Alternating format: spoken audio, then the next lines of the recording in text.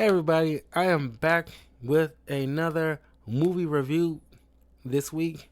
And this one I've been sitting on for a few years now, which I'm finally getting around to. The cult classic Drop Dead Fred. Uh Not necessarily like a Halloween themed type of film, but yeah, I don't know. Like I kind of sort of want to count it. Um but it didn't do so well at the box office.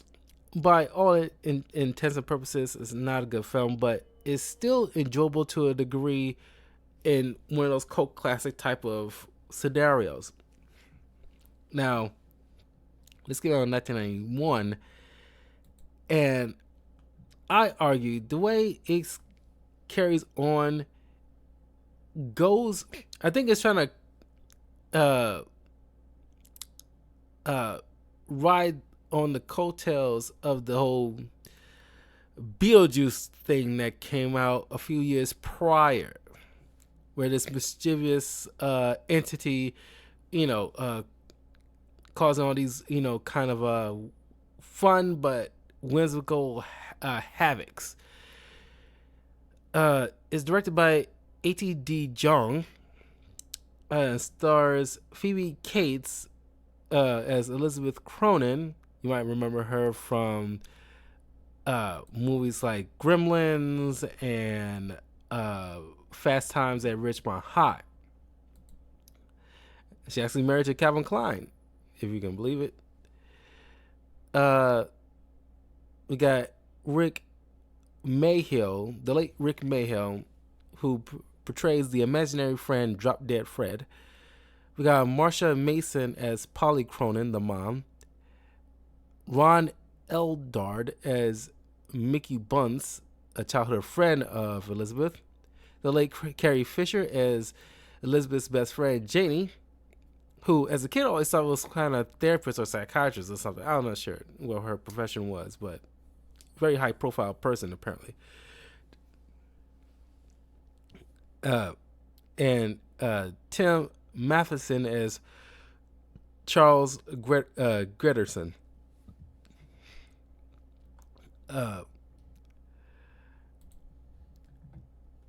Now, rewatching this over the some for so long, rewatching this, there are so much things going on with this film that uh I don't think many of us picked up on as young kids. Excuse me. Sorry. So one of the biggest issues here, at least I have personally, is the constant flashbacks. Well, they weren't paced very well or utilized in the appropriate time, like, or at least utilize the first portion of the film dedicated to a young Elizabeth playing with Drop Dead Fred, and then get into the present day adult Elizabeth. That personally, I think would have been handled better instead of the whiplash effect of going back and forth in like the first couple of acts with Elizabeth. But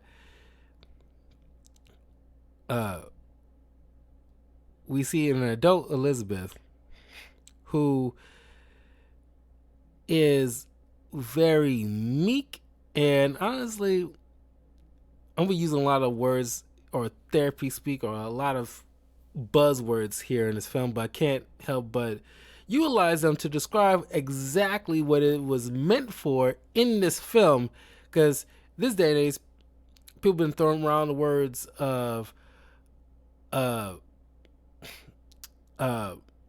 gaslighting here and there, or narcissistic and things of that nature. I think what we'll see here in this film is the exact use of those words, the way it's meant to be used, and not just flipping around to mean just any about thing because you kind of ticked off at the person. And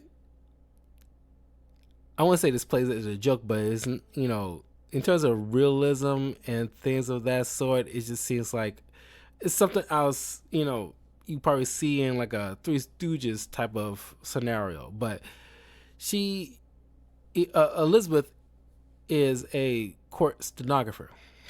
Now, while on her lunch break, she is driving in her beat up vehicle to go all the way down to her fiance's, or at least her husband, I should say, job, who wants a divorce, but she uh, doesn't see how much of a terrible guy he is because he's flirting with all kinds of women. He has like a side piece and everything like that. And unfortunately, Elizabeth is one of those kind of girls that don't understand what kind of a terrible dude she shacked up with. And of course, refused to acknowledge his horrible behavior. And she's, buying all of his BS. He, it's like, we agreed to this. We need to get a divorce, right? Like it's just like, and she just go like, yeah, right. Oh, like I agree. I guess you're right. Or it's like all this thing. And in this instance, he was a very manipulative bastard. And I don't know how these two met, but she seems like easy prey for a guy like this. She's very meekish of a person, and she desperately wants this guy back, despite everything. But as she's trying to call her friend Janie, because she was using the payphone.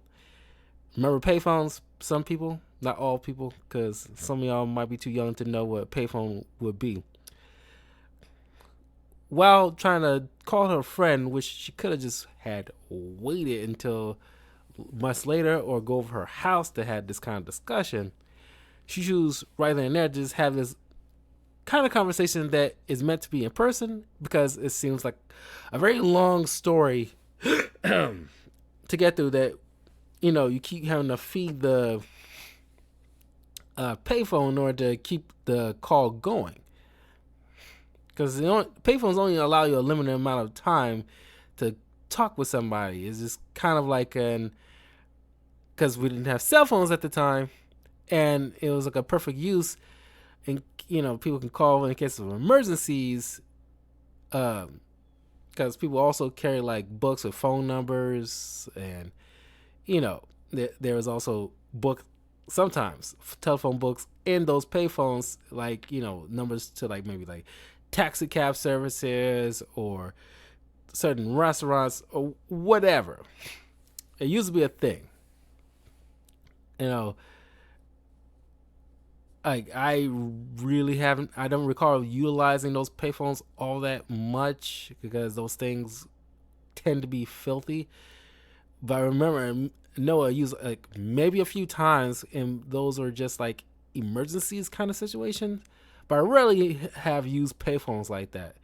And by the time I was in high school, at least halfway through high school, they was like little by little weeding them out. And by the end of high school, there was only a few left at like train stations until completely they're all gone. But I'm getting off on a tangent about payphones. But while she's on that payphone, not only Elizabeth's car gets broken into and her her purse was stolen, but then follow up with a guy just saw the broken window and just up and drove off with it. So she literally had to run back to the courthouse late, and she gets fired on the spot by the judge, which he could have, because I guess he didn't buy her excuse, because I guess how back to back it was seems like improbable. But I don't know how long she worked there, but you would think, I don't know, judges and court stenographers always stick together with the same people, but she, I think you'll wait until after this court hearing to talk with her, check her history, and see if she has any history of being tardy a lot or something, instead of just flat out just firing her on the spot in front of everybody. It seems like, wow, kind of callous. It's not like she was, being utterly destructive. Of course, it's the judge, while the court is in session or trying to get in session, you know, you know, pretty much the judge is king in the courtroom. So it's like you have to follow their rules. But after leaving, she bumps into an old childhood friend of hers, Mickey, who's going through a divorce himself. And I honestly do not care for Mickey. He seems like a total goof, where he could have been played a lot more sincere. He has sincere moments, but he seems like he is completely off his rocker when things start spiraling for her. He just seems to follow along with it. Like, I love your quirkiness. Whoops! Yay! It's like you toss things like I love your energy. Wow, you're so lively. It's like, you're a grown man. Like, you might find what you can find what she does charming, but also fall into okay, read the room. All right, you're disturbing everybody else, so you could find her charming, but just excuse her out because it's causing a disturbance among everybody else who's trying to have a meal. But this dude seems like off his meds sometimes. I don't know. I don't know how these people were directed, but it is just it's bad. But anyway, he brings up how when they were kids, they would get all these crazy antics, but she ended up always blaming it on her imaginary friend, Drop Dead Fred, which reunites her memory that she kind of repressed all those years. And of course, she, while spending time with her friend Janie, who is probably the best person in this film, and a good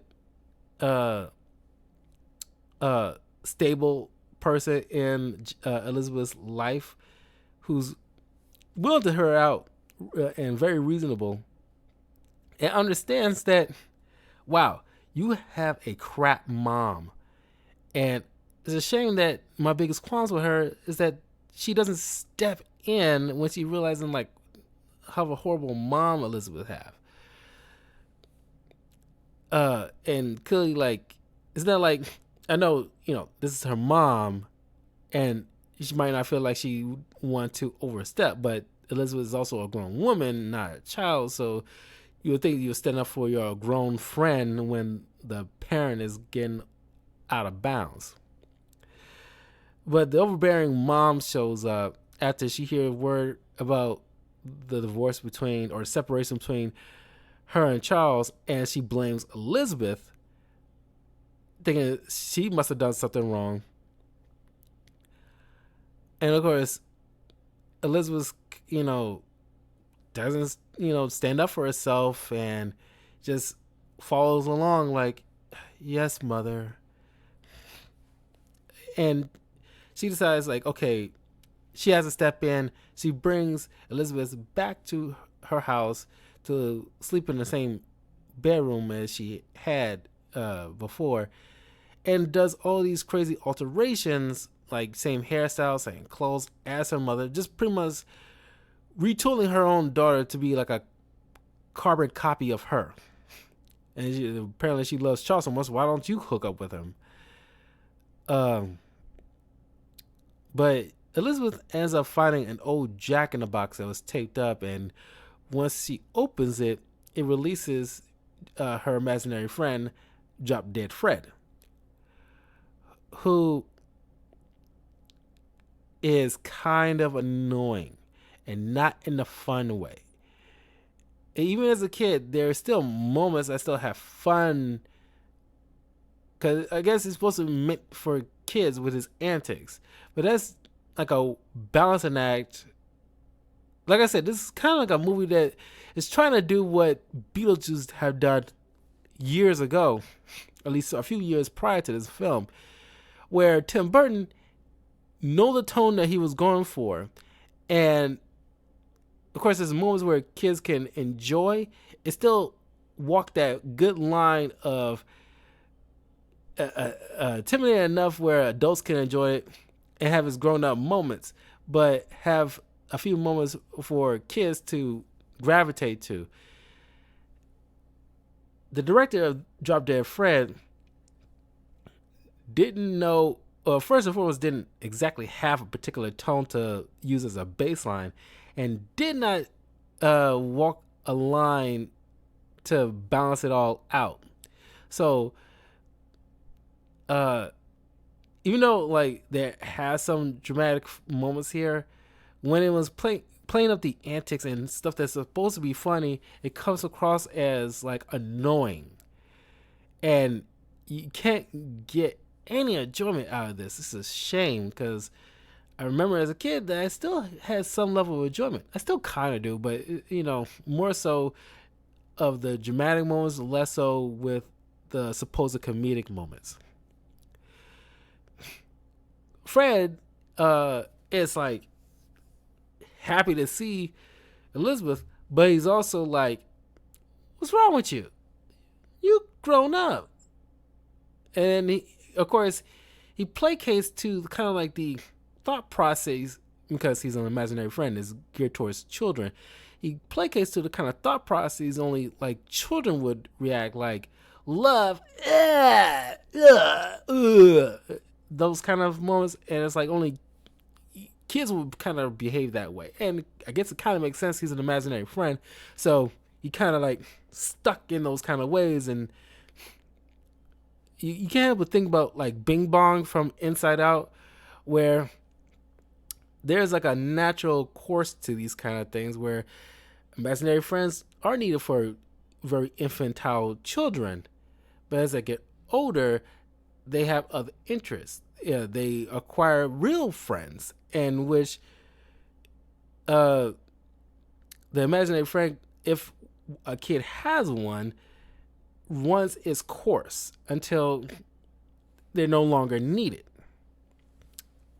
Is probably, I'm not like a child psychologist, but from the stuff that I've seen, if a kid has an imaginary friend, is part of their little development process at a particular age, but as they get older, they eventually on their own weed it out, especially once they get legit friends at some point.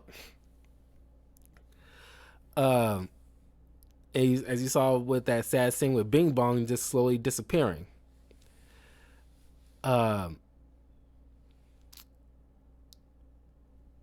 So Fred just goes back to what they used to do, which is just have fun and enjoy life and things of that sort. He starts like stepping on dog poo and wiping it on the freshly shampooed carpet of the mom in the living room.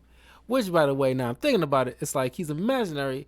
How is he interacting with physical stuff like poo, and next day she's literally cleaning it up? And this is one of those tones where it's like,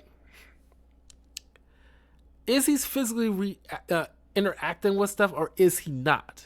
Because if he stepped on poo, it shouldn't be on him. Or is he making, because you see legit shoe prints, not feet prints, shoe prints on the carpet. So clearly Elizabeth is not wearing any shoes at all. It's the middle of the night. So it could stand the reason that she would see like legit feet prints, and she sees like her stuff tracking that kind of stuff inside the house. That's what I'm saying. Like, it doesn't know what it wants to do. Do you want to actually have Drop Dead Fred be interacting into the physical plane at some capacity, or he's supposed to be legit imaginary where nobody can see him and nobody can interact with him? Because he should not be interacting with physical stuff like poo. That is, and of course, Elizabeth is not really reacting like a real person should be reacting when it's like, my imaginary friend is legit real. You was real this whole entire time. I thought I was just like a child thing. Oh my God.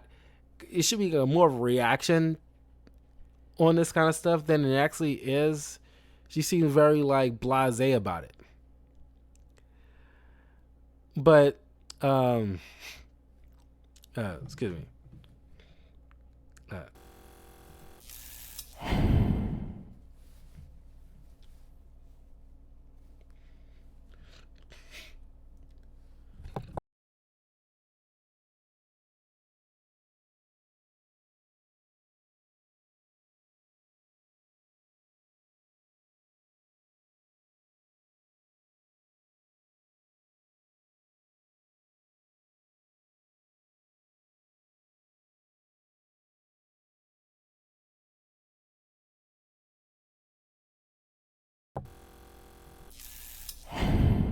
Sorry. Yeah, it's stuffy here. The weather's changing and it's kind of like starting to hit me. Whew. Uh, uh.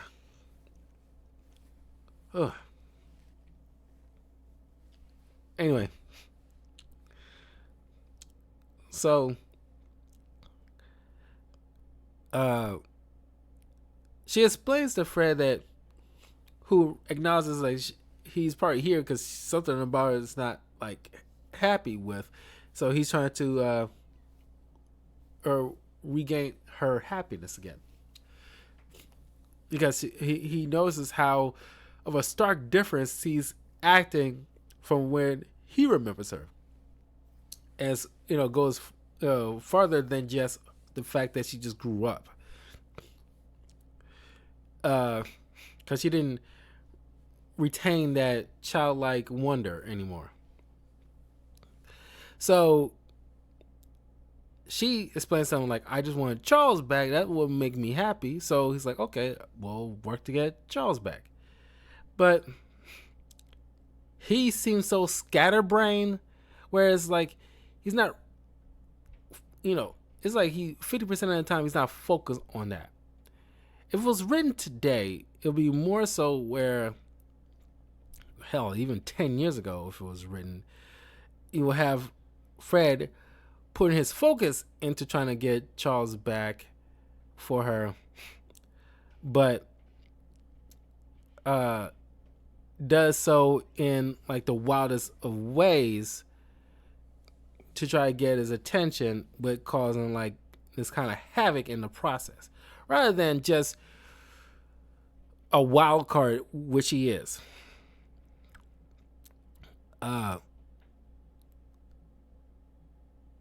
And like it got so bad where she has to literally try to run away from this dude by going over to her friend Jenny's house to spend the night. And of course he shows up and plays around with scissors to carve part of her hair, trying to, I guess, in his own way, alter this look that her mom trying to bestow on Elizabeth, just to I guess her get through some kind of process of get out under her mother's shadow. But then he was kind of find it kind of cool. He has a particular look, like this green suit kind of thing, but when he changes his appearance, it still has that same color scheme to it. So I appreciate the consistency with that aspect. Like he's, you know, Janie has like a houseboat, and she thinking she sees Charles on the water. Never confirmed that it's just some other dude that probably happened to look like him, but it's never confirmed one way or the other. So she just immediately just follows him because she just wants to try to get him back. So he comes in dressed as a pirate and messes around with the controls, causing Janie's houseboat to sink. Now, instead of drying off and changing clothes immediately, she shows up, uh, partially soaked, to Janie's office, and to tell her about what happened to her houseboat. And Janie is way too chill about it. Like these people, certain of their reactions to things doesn't match the situation. Because if you have like a houseboat or just like a boat in general that you let somebody like sleep or borrow whatever, and they end up sinking it in the next day, you'll be livid. Despite being friends or not, you'll be a little pissed. Janie isn't reacting. She seems more annoyed rather than festering angry. Luckily, she does get like an insurance policy and worth more than what she bought it, so it all worked out in the end. But at that moment, she doesn't know that. And Elizabeth explains to her, like, it was Drop Dead Fred. He's literally sitting in your chair in your office right now. So Janie, completely embarrassing herself, thinking, why you didn't describe how Drop Dead Fred looks to your friend?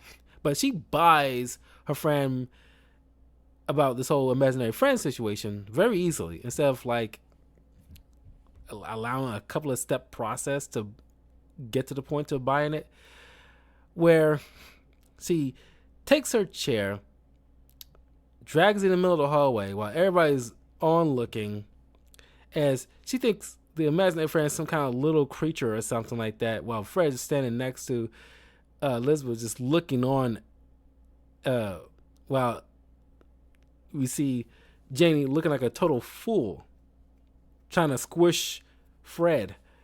And it's like, Fred's not no little creature. He's kind of like a tall adult in a green suit. The whole entire thing is just like, it's very discombobulated. The whole entire thing is just kind of weird.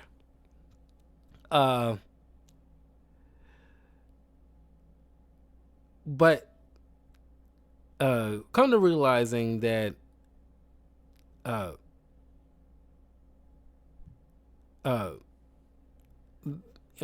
for sure that Charles will be at this gala. So they decided, okay, we'll fix you up so you can get prepared for this to try to win him back. And he's gonna look very stunning in this little purple kind of gown.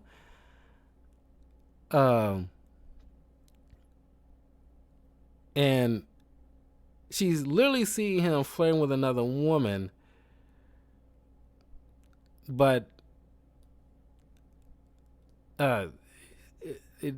she still doesn't pick up on the cues, like, this dude is not good for you. But it just speaks to a state of her, kind of mental, state. Anyway, she ended up running away, but Charles ends up showing up, and they end up, hooking up that night.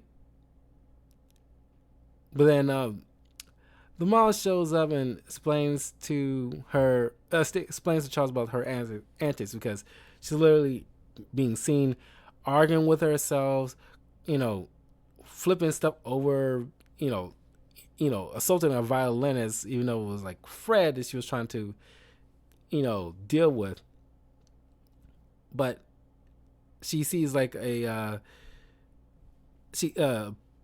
mom takes her daughter to this child therapist who provides these pills that's supposed to eliminate the part of the brain that is causing these hallucinations.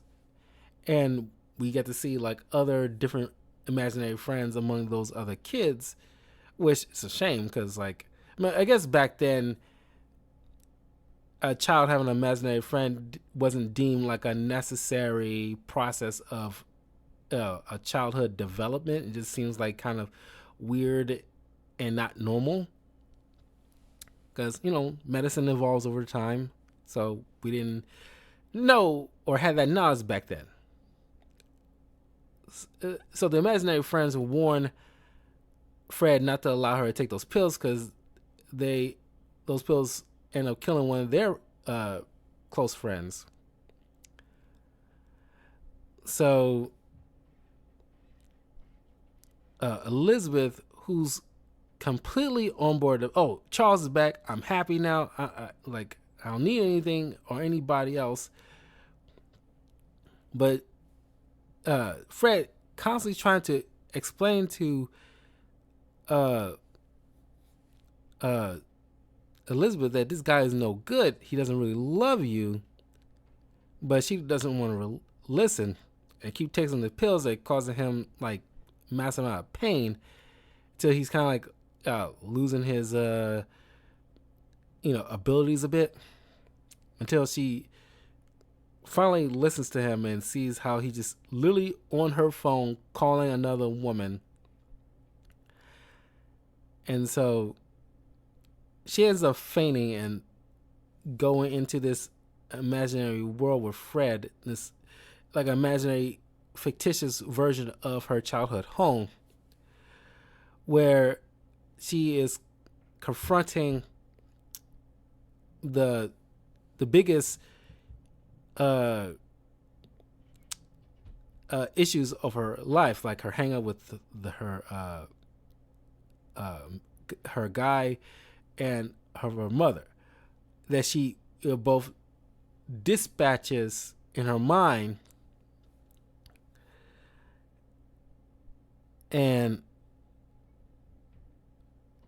she sees in her old childhood bedroom her childhood self tied up in a bed, which she releases and hugs, because you see flashbacks of this girl playing with Fred and just being a kid. And of course we have like a father there, but he's a little bit more laid back and allowing her kid to be a kid. But the mom doesn't like this whole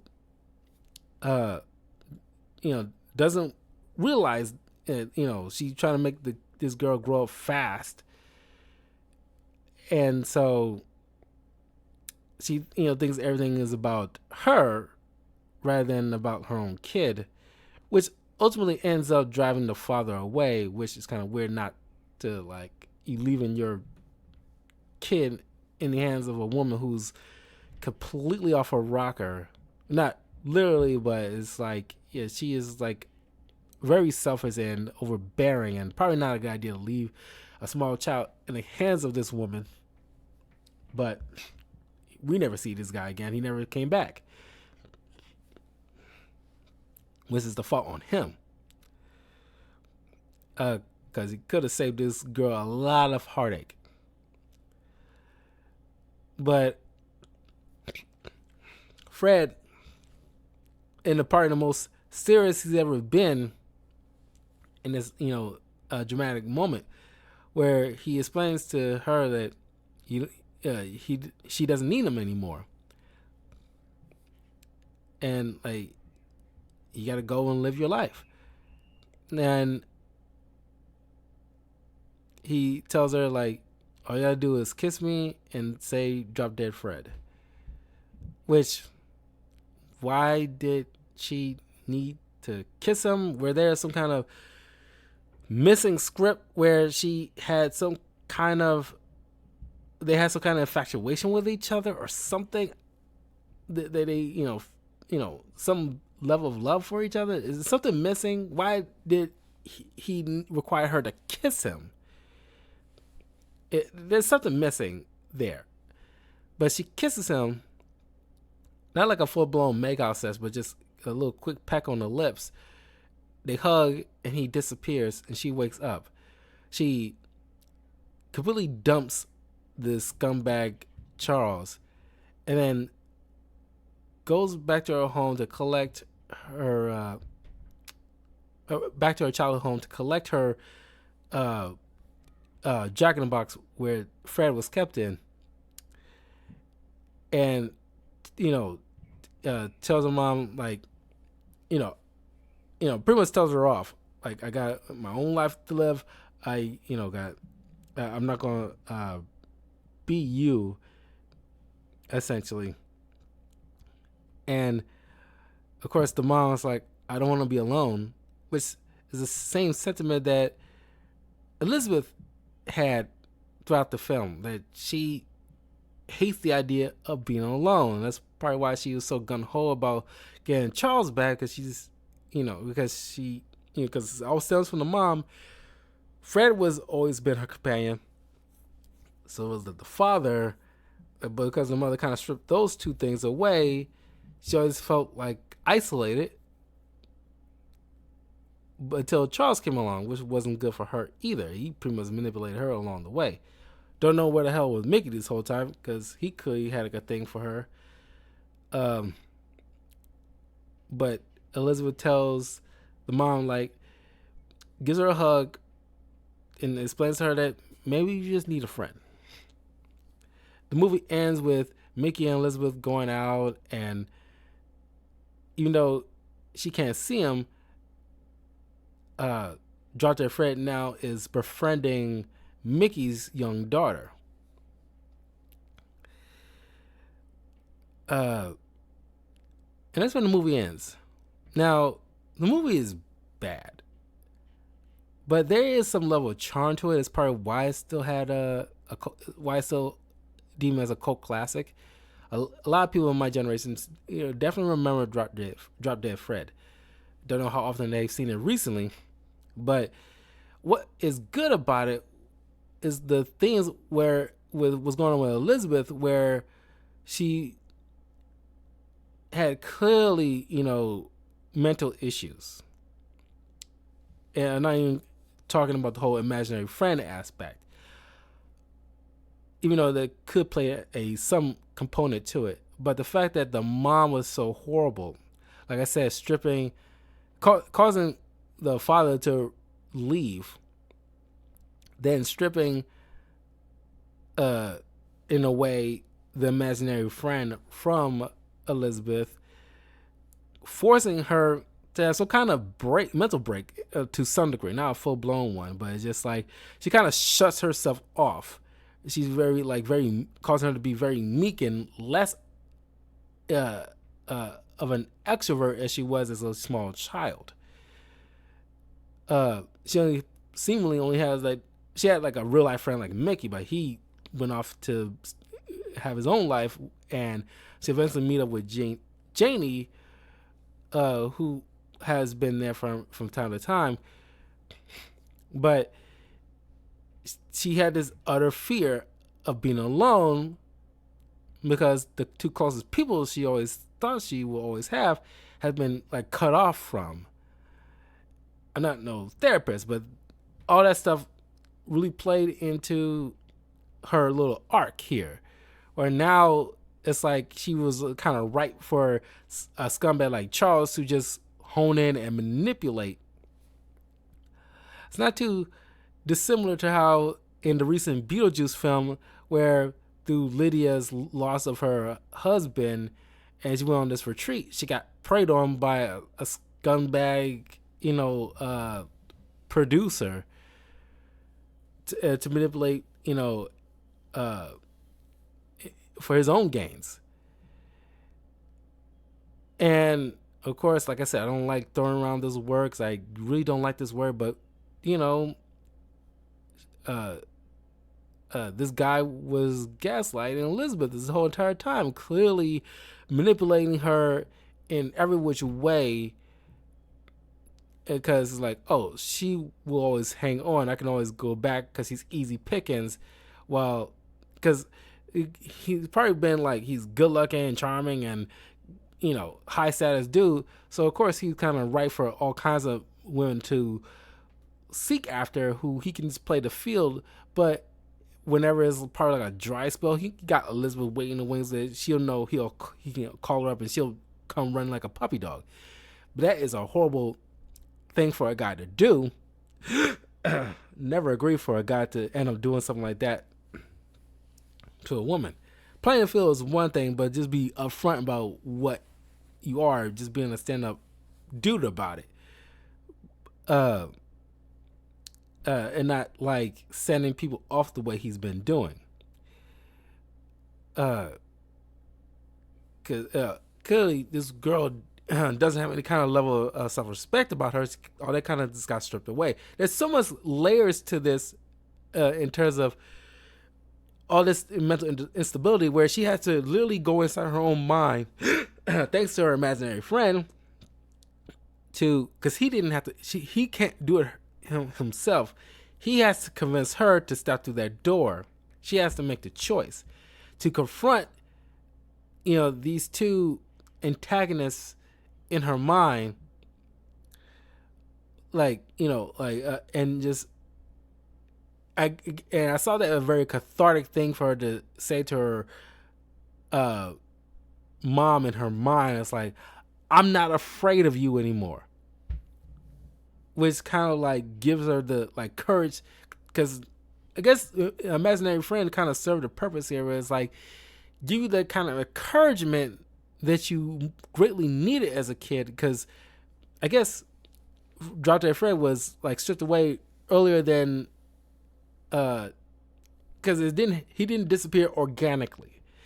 He was completely stripped from her way too early, which caused some kind of dysfunction in her mind. So it's very sad, but I thought it's also pretty cool that she finally confronted that part of herself where she has some self-respect and become her own person. And she doesn't also have to be afraid of being alone, because she's never really alone, because she always have outlets like Janie and Mickey. But she shouldn't have to be afraid of being alone either. And what happened to her as a kid wasn't her fault. That's what I took from this film, and I thought those could have been handled better, but it's still there, and I still like that part. But yeah. Like I said, this seems like a poor person's Beetlejuice, in all honesty. And it could have been handled better. But that was Drop Dead Fred. But all in all, it was fun to revisit this movie after so long. But next week, I got a couple more films. I'm gonna leave them as a surprise, but anyway, I will see you guys next time. I have a short video I want to discuss about a particular topic in a few minutes, so stay tuned for that. But let me know in the comments what you think of Drop Dead Fred. Have you seen it recently? What you think of it? Do you still enjoy it? And if so, what aspects of it did you enjoy? And I'll see you guys next time. Take care. Have a great weekend. Peace.